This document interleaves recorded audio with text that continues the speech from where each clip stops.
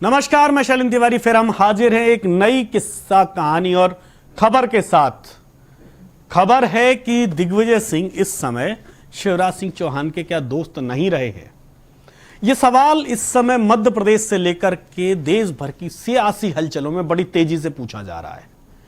पूछा इसलिए जा रहा है कि जब भी शिवराज सिंह चौहान इससे पहले मुश्किलों में घिरते थे, दिग्विजय सिंह उनके दोस्त बनकर उनके साथ खड़े होते थे या कांग्रेस को ऐसे रास्ते पर ले जाकर खड़ा कर देते थे जहां से हमले बदल जाते थे। यानी कांग्रेस पूरी जब शिवराज पर हमला कर रही होती थी तो दिग्विजय सिंह एक नया मोर्चा खोलते थे, एक नई दिशा में मोर्चा खोलते थे, यानी पूरी दिशा बदल देते थे। और कहा जाता था, आरोप लगते थे, दिग्विजय सिंह शिवराज सिंह चौहान के दोस्त हैं, इसलिए सीधे हमले होने से बचा लेते हैं। लेकिन आजकल भाजपा उन पर हमलावर बनी हुई है, लगातार उन पर तीखे हमले हो रहे हैं।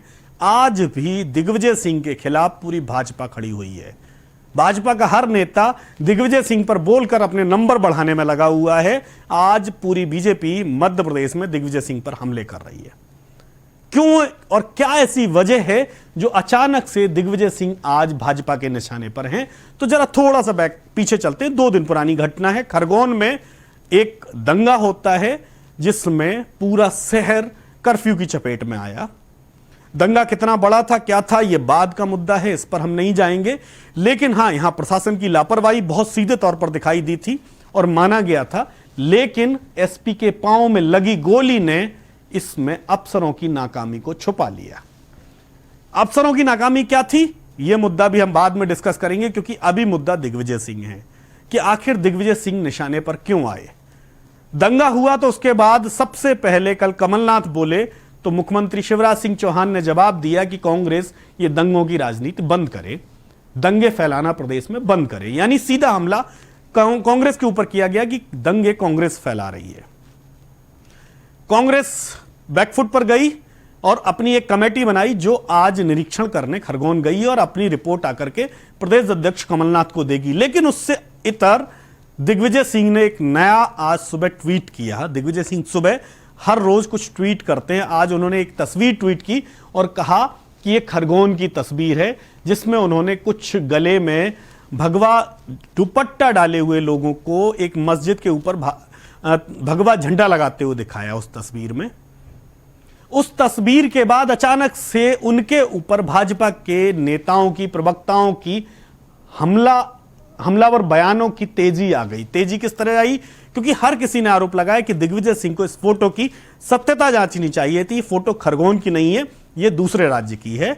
उसके बाद खुद मुख्यमंत्री सामने आए और मुख्यमंत्री शिवराज सिंह चौहान ने कहा कि दिग्विजय सिंह दंगों की राजनीति करते हैं और यही वजह है, इसीलिए उन्होंने ऐसी फोटो पोस्ट की है जो दंगे भड़का सकती है और ऐसी किसी भी गलती के लिए किसी को माफ नहीं किया जा सकता। यानी दिग्विजय सिंह के खिलाफ कार्रवाई की सीधी सीधी संभावनाएं उन्होंने बता दी कि वो उनके प्रति कठोर कार्रवाई करेंगे। ऐसे लोग जो भी इस तरह की कार्रवाई या इस तरह की गतिविधियां करेंगे, दंगों को भड़काने में हिस्सा लेंगे। बवाल बढ़ा तो दिग्विजय सिंह बैकफुट पर आए और उन्होंने गलती मानते हुए फोटो को डिलीट कर दिया, ट्वीट को डिलीट कर दिया। लेकिन वो तब तक ट्वीट हर जगह स्क्रीनशॉट बनकर रख गया और उस पर बवाल शुरू हो गया।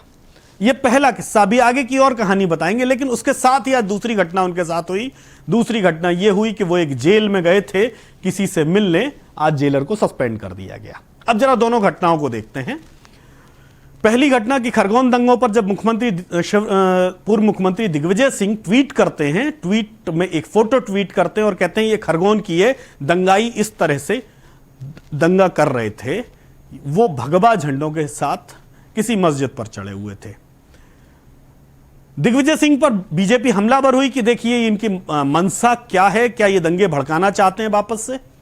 और जो तस्वीर पोस्ट हुई उसमें एक तरफा जो चीजें दिख रही थी वो कहीं ना कहीं दिग्विजय सिंह पर बीजेपी के लिए एक बड़ा मुद्दा दे गई और पूरी बीजेपी दिग्विजय सिंह पर हमलावर हुई। शिवराज सिंह चौहान ने ट्वीट किया, उसके बाद बाइट दी और उन्होंने बयान जारी किया कि हम इस पर सख्त कार्रवाई करेंगे।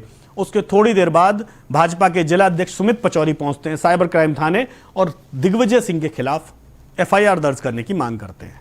अभी तक एफआईआर नहीं की गई है, लेकिन उम्मीद की जा रही है कि शायद उन पर एफआईआर की जा सकती है अपने गलत ट्वीट के लिए। दूसरी तरफ भाजपा सरकार के एक मंत्री हैं विश्वास सारंग, उन्होंने भी तेजी दिखाई और उन्होंने एक चिट्ठी लिखी ट्विटर के सीईओ पराग अग्रवाल को कि आप दिग्विजय सिंह का ट्विटर हैंडल ब्लॉक कर दें। सबसे मजे की बात यह है कि वो चिट्ठी हिंदी में लिखी गई तो लोगों ने उस पर तंज किए कि क्या पराग अग्रवाल को हिंदी पढ़नी आती है। खैर, ट्विटर की तरफ से कोई जवाब नहीं आया, ना चिट्ठी पर, ना इस बात पर कि पराग अग्रवाल हिंदी जानते हैं या नहीं जानते हैं। लेकिन मध्य प्रदेश की सियासत में मंत्री जी पर जरूर लोग मजे लेते रहे और मंत्री जी पर टिप्पणी करते रहे कि क्या पराग अग्रवाल को हिंदी आती है, जो मंत्री जी ने हिंदी में चिट्ठी लिखी। खैर, ये मुद्दा मंत्री जी का है और पराग अग्रवाल का है कि वो क्या जवाब देते। लेकिन हम वापस आते हैं दिग्विजय सिंह पर। दिग्विजय सिंह एक मामले में निशाने पर है। इसी के साथ दूसरा मामला भी आज ही होता है। ग्वालियर जेल में वो कल मुलाकात करने गए थे एनएसयूआई के जिलाध्यक्ष रहे नेता से, जो इस समय ग्वालियर जेल में बंद है।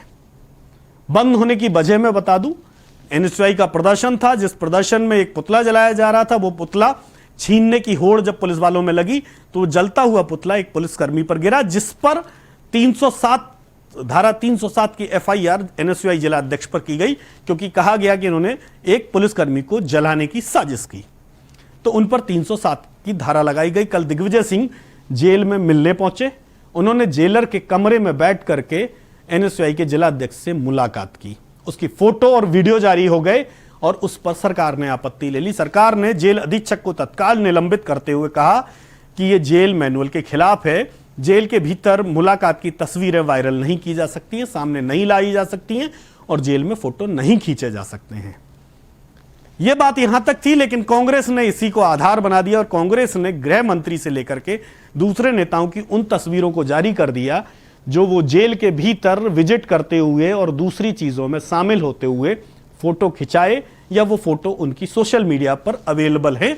उन सारी फोटो को लीक कर दिया और पूछा कि क्या ये जेल मैनुअल के हिसाब से सही है?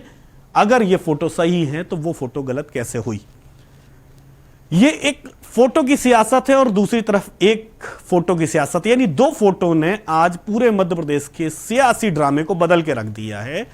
जिस खरगोन घटना पर पूरा बवाल था, जिस पर कांग्रेस एज लेना चाह रही थी, कांग्रेस आगे निकलकर खेलना चाह रही थी, दिग्विजय सिंह के एक ट्वीट ने पूरी भाजपा को मौका दे दिया कांग्रेस पर हमलावर होने का।